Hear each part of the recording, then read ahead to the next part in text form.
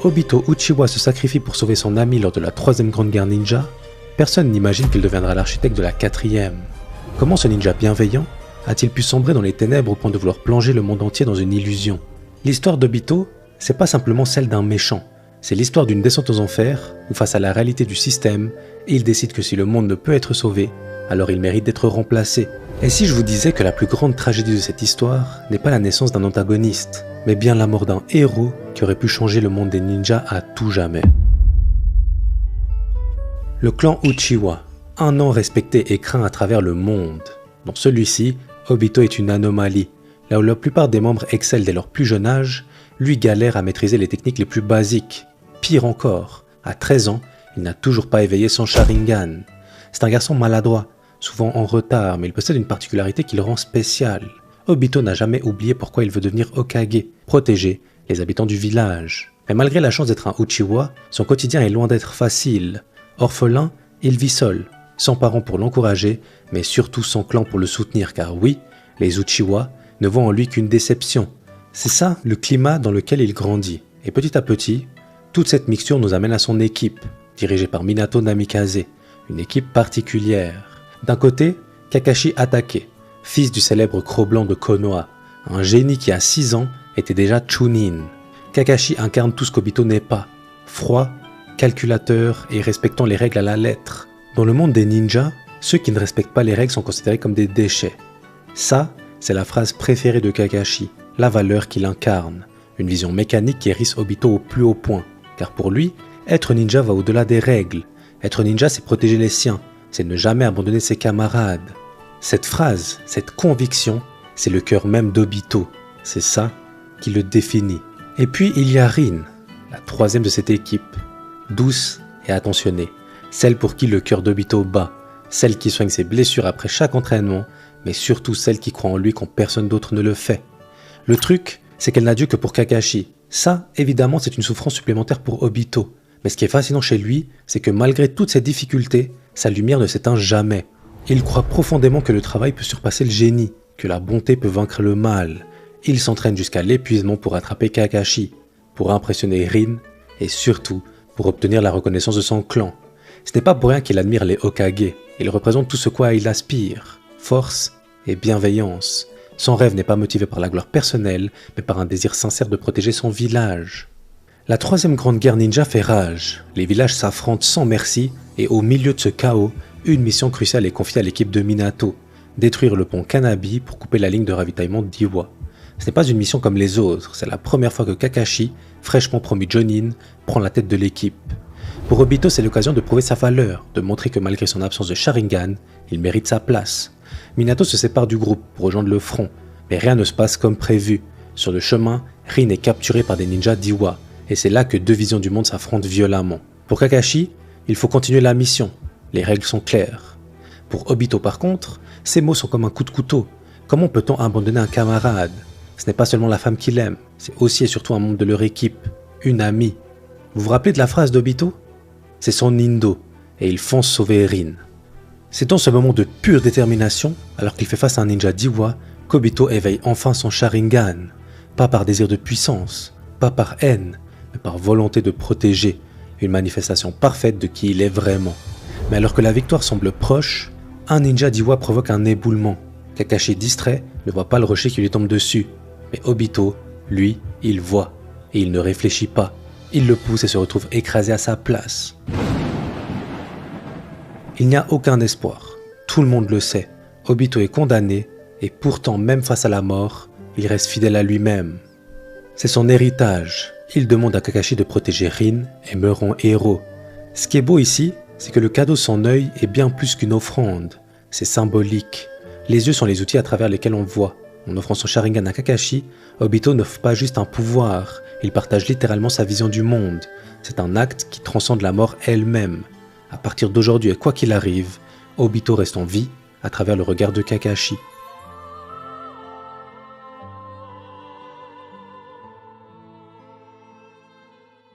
Obito n'est pas mort, et ça, c'est grâce à Madara Uchiwa, une légende que tout le monde croit mort depuis des décennies. Il n'est plus qu'un vieil homme maintenu en vie artificiellement, mais c'est bel et bien lui qui a sauvé Obito. Son corps est brisé, à moitié détruit, Madara a remplacé les parties de son corps écrasées par une substance produite grâce aux cellules du premier Hokage, une matière blanche qui lui a sauvé la vie. Pour Obito, cette survie miraculeuse ne veut dire qu'une chose. Il pourra retourner à Konoha, retrouver Rin et Kakashi. Le truc, c'est que sa guérison est lente et que Madara a d'autres plans. Vous voyez le clan Uchiwa? Tout le monde pensait qu'Obito était un raté. Et pourtant, il est primordial au plan ultime de Madara, créer un genjutsu si puissant qu'il plongerait le monde entier dans une illusion, sans guerre ni haine. Un monde où chacun pourra vivre ses rêves et où la souffrance n'existera plus. Des mois s'écoulent, mais malgré l'isolement et les paroles venimeuses de Madara, Obito garde espoir. Il garde cette lumière qui fait sa force. Pour Madara, c'est très clair. Le système ninja tout entier perpétue un cycle sans fin de souffrance. Mais Obito écoute à peine. Pour lui, le monde parfait existe déjà. C'est celui où Rin sourit et où il protège Konoha comme Hokage. Quand Obito est suffisamment rétabli, Madara lui propose d'aller voir lui-même ce qu'est devenu le monde dans lequel il est prêt à mourir. C'est un piège, évidemment. Madara sait exactement ce qu'Obito va découvrir. Il sait que la réalité va briser ses espoirs bien plus facilement que n'importe laquelle de ses paroles.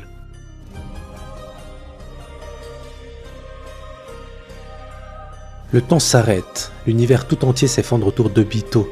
Rin, celle pour qui il vivait, meurt sous ses yeux, tuée par l'homme à qui il a confié son œil et sa promesse. Quelque chose est brisé. Ce n'est pas seulement son cœur qui se déchire, c'est sa vision du monde qui s'écroule.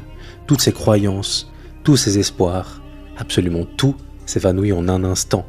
La douleur est si intense qu'elle déclenche l'éveil de son Mangekyo Sharingan. Ses pupilles se transforment, reflétant le gouffre qui vient de s'ouvrir en lui. Obito ne comprend pas, mais ce qui est sûr, c'est qu'il n'est plus le garçon maladroit.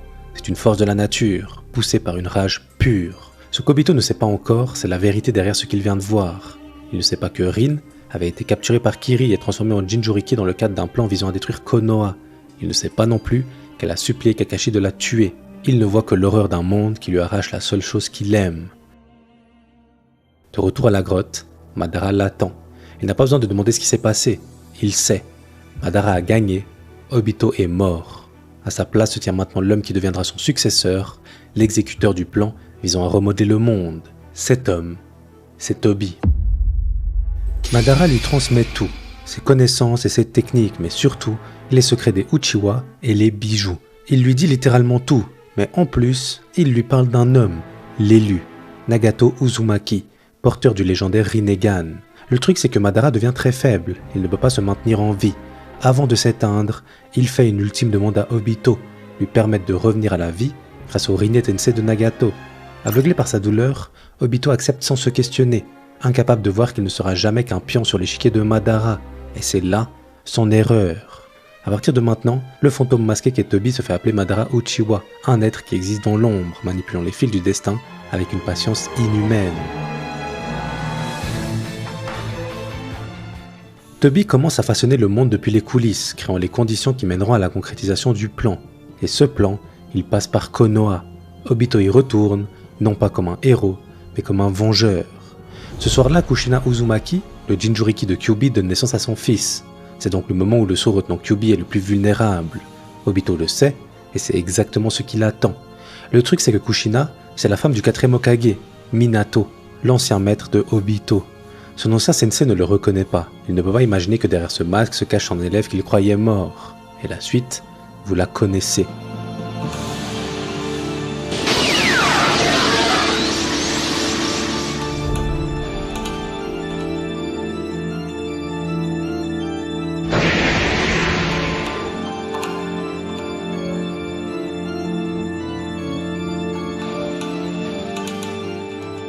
Cette nuit marque la première étape du plan d'Obito, semer les graines des conditions nécessaires à la collecte des bijoux.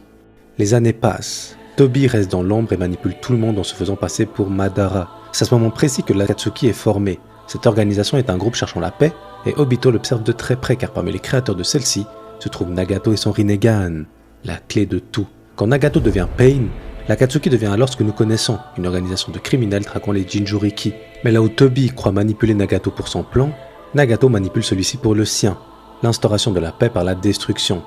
Et vu que les deux ont besoin des Jinchuriki, ça matche parfaitement. L'ironie, c'est que Nagato est un miroir d'Obito. Les deux étaient bienveillants et ont été détruits par la réalité impitoyable. Le plus fascinant avec Obito, c'est son masque. Pendant des années, il se présente comme un membre de l'Akatsuki, un personnage maladroit, presque comique qui contraste violemment avec la vérité qui se cache derrière le masque. Cette dualité n'est pas qu'une stratégie de dissimulation, c'est aussi les derniers vestiges du bon Obito, refusant de disparaître complètement, comme si une partie de lui jouait encore à être ce garçon optimiste qu'il était. Même dans notre réalité, les masques permettent à quiconque d'être eux-mêmes, et à travers Toby, on a la preuve qu'Obito existe encore. Malgré tout, le plan avance. Chaque mouvement est calculé, chaque pièce est placée sur l'échiquier. Le monde ninja se dirige lentement mais sûrement vers le gouffre qu'Obito a préparé pour lui. Je vous pose la question, pour vous, c'est quoi le bonheur? Pour la plupart des gens, c'est quelque chose qu'on construit, jour après jour, à travers les liens qu'on tisse et les rêves qu'on poursuit. Mais pour Obito, le bonheur ne peut plus exister dans cette réalité. Il ne peut être qu'une illusion, un rêve parfait où les morts reviennent à la vie et où les promesses d'enfants deviennent réalité. C'est ça, le plan de Madara. C'est pas juste un projet de conquête, c'est une vision du monde né d'un désespoir absolu. La solution d'un homme qui, ayant perdu toute foi en la réalité, décide de la remplacer complètement. Ce genjutsu reflète les désirs les plus profonds. Chacun vivra dans sa propre version du paradis. Ce qui rend ce plan si séduisant, c'est qu'il ne s'agit pas de détruire l'humanité, mais de la sauver de sa propre nature. Obito a vu la cruauté du monde, encore et encore. Pour Obito, la liberté est une illusion qui ne mène qu'à la douleur. Le choix est la source même de la souffrance. Dans son monde parfait, il n'y aura plus besoin de choisir. Quand on y pense, c'est extrêmement intéressant, car si le choix est la source même de la souffrance, ça veut forcément dire qu'il est aussi la source même du bonheur. C'est le principe même d'un choix. C'est ce biais qu'Obito ne comprend pas, et c'est ça qui le rend dangereux. Ce n'est pas sa puissance, mais sa conviction. Il croit sincèrement faire ce qui est juste, sauver l'humanité d'elle-même, offrir un bonheur artificiel mais éternel, plutôt qu'une liberté douloureuse. C'est très profond, et je pense que vous le sentez, mais il y a une ironie tragique dans tout ça. L'homme qui a juré de ne jamais abandonner ses amis est devenu celui qui veut priver l'humanité entière de sa liberté. La 4e grande guerre ninja éclate, et un nom se démarque, Naruto Uzumaki, un des 2 derniers Jinchuriki certes, mais surtout, un nom qui résonne dans l'esprit d'Obito. Ce jeune homme qui se dresse sur son chemin porte le même rêve que lui. Au fur et à mesure que la guerre avance, cette ressemblance devient de plus en plus marquée. Malgré les pertes et les trahisons, Naruto s'accroche à son rêve de paix, tout comme Obito l'avait fait. Mais aujourd'hui tout est différent. Le champ de bataille s'étend sur des dizaines de kilomètres. C'est le chaos nécessaire, l'ultime souffrance qui justifiera le Mugen Tsukuyomi de Obito. Mais quand celui-ci se retrouve face à Naruto, ce n'est pas simplement un affrontement de puissance, c'est une collision entre 2 visions du monde. Cette confrontation est unique car pour la première fois depuis la mort de Rin, Obito se trouve face à quelqu'un qui lui rappelle son essence, un miroir de ce qu'il aurait pu devenir si la vie ne l'avait pas brisé. C'est ça qui rend ce conflit si profond, la bataille symbolique. D'un côté, Obito qui croit que le monde réel est une prison de souffrance dont il faut s'échapper, et de l'autre, Naruto qui voit la réalité comme imparfaite certes, mais qui croit profondément en celle-ci. Alors que la bataille fait rage, Kakashi se joint au combat. Pour lui, la révélation est dévastatrice. Son ami, celui qu'il croyait mort en héros, est devenu l'instigateur de cette guerre. Kakashi comprend que derrière le masque de l'antagoniste se cache un cœur brisé qui n'a jamais guéri. Il comprend son ami, et c'est Naruto qui va porter le coup le plus profond. Pas avec une attaque, mais en questionnant simplement ce que Rin penserait de tout ça, en demandant si elle serait heureuse de ce qu'il a fait en son nom. Cette question frappe Obito comme aucun jutsu ne pourrait le faire, car au fond de lui, il sait. Il sait que la Rin qu'il a aimée, la douce femme qui croyait en un monde meilleur, n'aurait jamais voulu ça.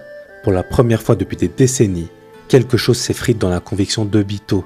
Un doute s'installe, une fissure dans l'armure du désespoir qu'il s'est forgé, et c'est à travers cette fissure que la lumière commence à réapparaître. Il fait un choix qui va à l'encontre de tout ce qu'il a fait ces dernières décennies. Il décide finalement d'aider ceux qu'il combattait. L'homme qui a orchestré cette guerre passe soudainement du côté de l'Alliance, et ça surprend tout le monde. Mais ce qui est fascinant, c'est la raison de ce changement. Ce n'est pas par peur de la défaite, ou par simple calcul stratégique. Non, c'est parce qu'il a reconnu en Naruto ce qu'il était autrefois. Il a vu qu'il existait un autre chemin possible, celui qu'il aurait pu suivre. La rédemption d'Obito n'efface pas ses crimes, et il le sait. Rien ne peut ramener ceux qu'il a tués, ceux qui sont morts à cause de ses manipulations. Mais dans ces derniers moments, il fait le choix d'honorer la mémoire de Rin, non pas en créant une illusion où elle vit, mais en protégeant le monde qu'elle aimait. Lorsque Kaguya, l'ancêtre de tous les ninjas, apparaît, la situation devient critique, mais c'est là qu'Obito fait l'ultime sacrifice. Il utilise les dernières forces qui lui restent pour protéger Naruto, Sasuke et Kakashi, leur donnant la chance de sceller Kaguya. Lors de sa mort, Obito voit Rin. Elle l'attendait dans l'au-delà. Elle lui sourit comme elle l'a toujours fait. Dans ces derniers moments, Obito est redevenu celui qu'il était, le garçon qui voulait protéger les autres, qui croyait en un monde meilleur. Avant de disparaître, il confie à Kakashi un ultime cadeau, son deuxième Sharingan. Ce cadeau va lui permettre d'utiliser le Susanoo et de jouer un rôle crucial dans la victoire. La vie d'Obito s'achève comme elle a commencé, par un acte de sacrifice pour protéger ceux qui comptent. La boucle est bouclée. L'enfant idéaliste qui avait sombré dans les ténèbres a finalement retrouvé sa lumière, juste à temps avant son dernier souffle. Ce qui fait la beauté de cette rédemption, c'est qu'elle n'efface pas le mal qui a été fait. Elle ne prétend pas qu'une bonne action finale peut effacer une vie de noirceur. Non, elle nous rappelle que personne n'est uniquement défini par ses erreurs, que même dans les âmes les plus corrompues, une étincelle peut subsister et que celle-ci peut illuminer. Et c'est peut-être ça, la véritable leçon de l'histoire d'Obito. Malgré tout, il n'est jamais trop tard pour choisir un autre chemin.